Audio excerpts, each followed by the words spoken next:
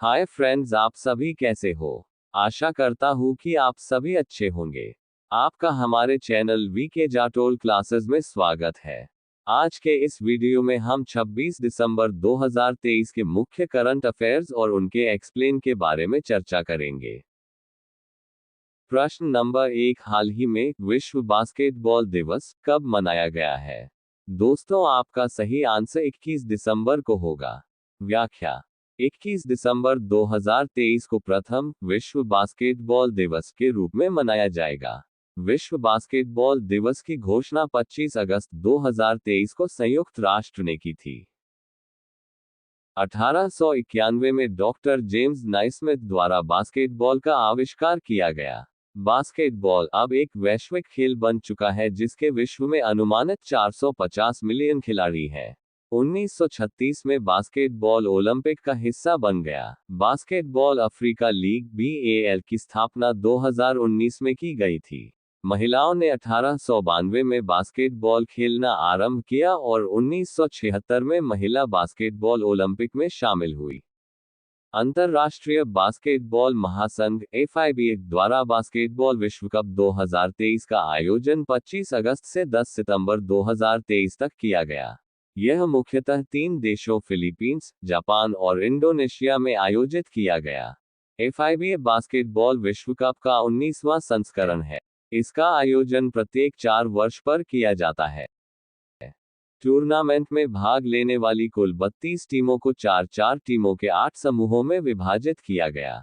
FIBA basketball विश्व cup का final 10 सितंबर 2023 को जकार्ता, इंडोनेशिया में आयोजित किया गया। FIBA बास्केटबॉल विश्व कप का खिताब जर्मनी ने सर्बिया को हराकर प्राप्त किया। अमरजोत सिंह गिल वर्तमान में भारत के बास्केटबॉल के सबसे योग्य खिलाड़ी हैं। वर्तमान में भारतीय बास्केटबॉल के लिए सबसे बड़ा नाम सतनाम सिंह है। सतनाम पंजाब संबंध रखते हैं। पिछले एक दशक से भारतीय महिला बास्केटबॉल टीम में लगातार रहने वाली अनीता पोलादुराई अन्य खिलाड़ियों के लिए प्रेरणा का स्रोत रही है। प्रश्न नंबर 2, हाल ही में राष्ट्रीय भूविज्ञान आंकड़ा संग्रह पोर्टल (NGDR) की शुरुआत किसने की है? दोस्तों, आपका सही आंसर केंद्रीय मंत्री प्रहलाद जोशी ने होगा। व्याख्या: केंद्रीय मंत्री प्रहलाद जोशी के द्वारा 20 दिसंबर 2023 को राष्ट्रीय भूविज्ञान आंकड़ा संग्रह पोर्टल (NGDR) की शुरुआत की गई है। NGDR के निर्माण की संकल्पना राष्ट्रीय खनिज अन्वेषण नीति (NMEP) 2016 के हिस्से के रूप में खान मंत्रालय (MOM) द्वारा की गई थी। भारतीय भूवैज्ञानिक सर्वेक्षण (GSI) को NGDR स्थापित करने की जिम्मेदारी दी गई थी। NGDR एक डिजिटल भू-स्थानिक प्लेटफॉर्म पर सार्वजनिक डोमेन में सभी भूवैज्ञानिक, भू-रासायनिक, भूभौतिकीय और खनिज अन्वेषण डेटा उपलब्ध कराएगा। इसमें आधारभूत भूवैज्ञानिक डेटा और विभिन्न केंद्रीय और राज्य सरकार एजेंसियों और खनिज धारकों द्वारा प्रदान सभी खनिज अन्वेषण जानकारी शामिल होगी। भारतीय भूवैज्ञानिक सर्वेक्षण की स्थापना वर्ष 1851 में मुख्य रूप से रेलवे के लिए कोयले के भंडार का पता लगाने के लिए किया गया था। इसका मुख्यालय कोलकाता में स्थित है। इसके 6 क्षेत्रीय कार्यालय कोलकाता, लखनऊ, जयपुर, नागपुर, हैदराबाद और शिलोंग में स्थित हैं। इसका मुख्य कार्य राष्ट्रीय भूवैज्ञानिक जानकारी और खनिज संसाधन का मूल्यांकन और उसका विश्लेषण करना है। भारतीय भूवैज्ञानिक सर्वेक्षण के महानिदेशक जनार्दन प्रसाद। प्रश्न नंबर 3, हाल ही में अंतर्राष्ट्रीय हॉकी महासंघ (FIH) ने किसे प्लेयर ऑफ द ईयर 2023 चुना है? दोस्तों, आपका सही आंसर हार्दिक सिंह और जेन डे वार्ड को होगा। व्याख्या: अंतर्राष्ट्रीय हॉकी महासंघ (FIH) ने 19 दिसंबर 2023 को अपने वार्षिक पुरस्कारों की घोषणा की है, जिसमें भारतीय खिलाड़ी हार्दिक सिंह और नीदरलैंड के Xan de Waard 2023 FIH player of the year चुने गए हैं।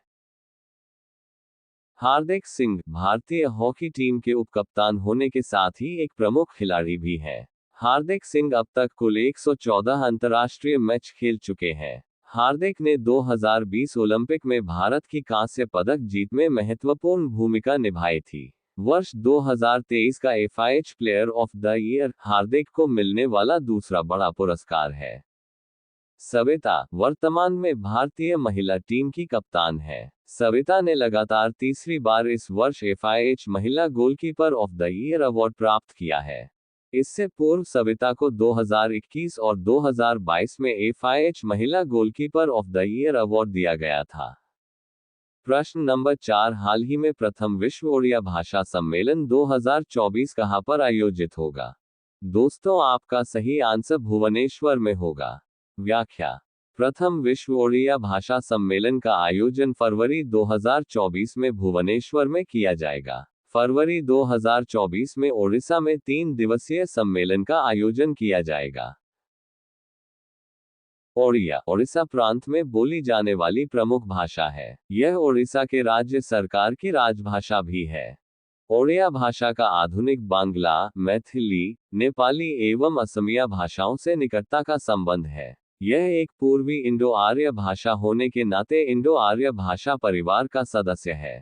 ओडिया को पूर्व मागधी नामक प्राकृत भाषा का वंशधर माना जाता है। इस प्रथम विश्व ओडिया भाषा सम्मेलन में भाग लेने के लिए भुवनेश्वर में राज्य भर से छात्र व्यापक रूप से शामिल होंगे। इस तरह के आयोजनों का उद्देश्य युवाओं के बीच ओडिया भाषा को बढ़ावा देने पर विशेष जोर देना है। ओडिशा पहले उड़ीसा को 1 अप्रैल 1936 को बंगाल बिहार ओडिशा प्रांत से पृथक कर एक अलग राज्य बनाया गया था। स्वतंत्रता से पूर्व ये बंगाल प्रेसिडेंसी का एक हिस्सा था। प्रश्न नंबर 5, हाल ही में किसे BBC की sports personality of the year घोषित किया गया है? दोस्तों, आपका सही आंसर मैरी इयप्स होगा। व्याख्या: इंग्लैंड की गोलकीपर मैरी इयप्स को वर्ष 2023 के लिए BBC की sports personality of the year घोषित किया गया है। क्रिकेटर स्टुअर्ट ब्रॉड उपविजेता रहे, जबकि हेप्टाथलीट कैटरीना जॉनसन थॉम्पसन तीसरे स्थान पर रहीं। इयप्स BBC पुरस्कार जीतने वाली लगातार दूसरी महिला फुटबॉलर हैं। साथ ही इयप्स 3 साल में पुरस्कार जीतने वाली तीसरी महिला हैं। वर्ष 2021 में ये पुरस्कार टेनिस खिलाड़ी एम्मा रादुकानु ने प्राप्त किया था। 2022 के लिए BBC sports personality of the year से बेथ मीड को सम्मानित किया गया था।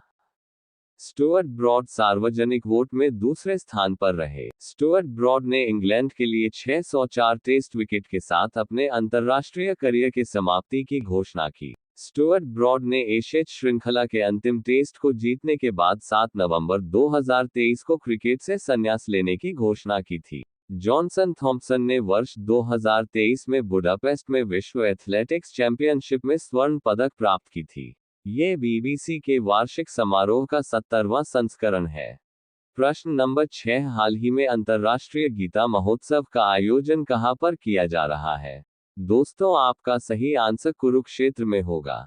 व्याख्या: अंतर्राष्ट्रीय गीता महोत्सव का आयोजन 24 दिसंबर तक किया जा रहा है।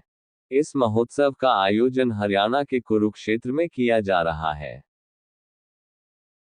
अंतर्राष्ट्रीय गीता महोत्सव की शुरुआत वर्ष 1989 में हुई थी। देश के उपराष्ट्रपति जगदीप धनखड़ द्वारा इस महोत्सव का उद्घाटन किया गया।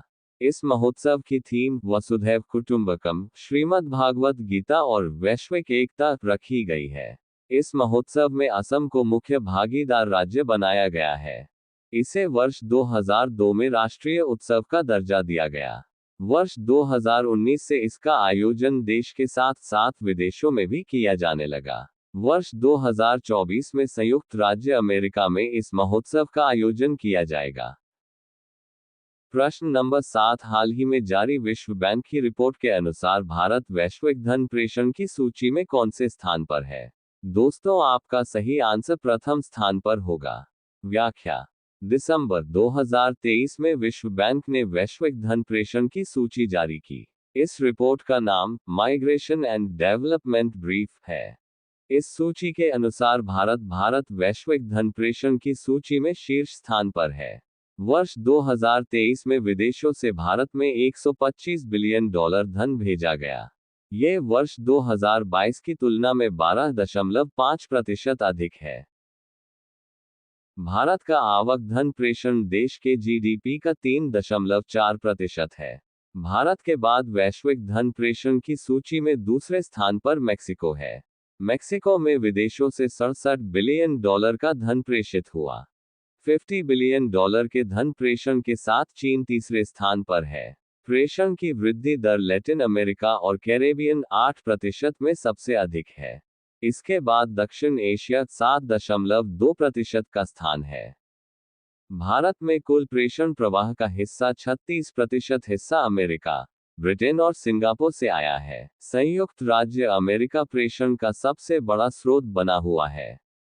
अब ये प्रश्न आप लोगों के लिए। आप सभी लोग इसका आंसर कमेंट बॉक्स में जरूर बताएं। हाल ही में आई रिपोर्ट के अनुसार पिछले 6 वर्षों में यूपीआई लेनदेन 1 लाख करोड़ रुपए से बढ़कर कितने लाख करोड़ हो गया है? आपके ऑप्शन है ए 110, बी 125, सी 133, डी 139।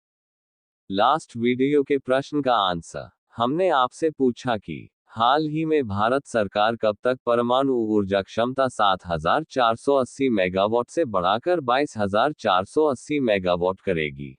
आपके ऑप्शन है ए 2025, बी 2027, सी 2032, डी 2040। दोस्तों, आपका सही आंसर ऑप्शन नंबर सी 2032 होगा।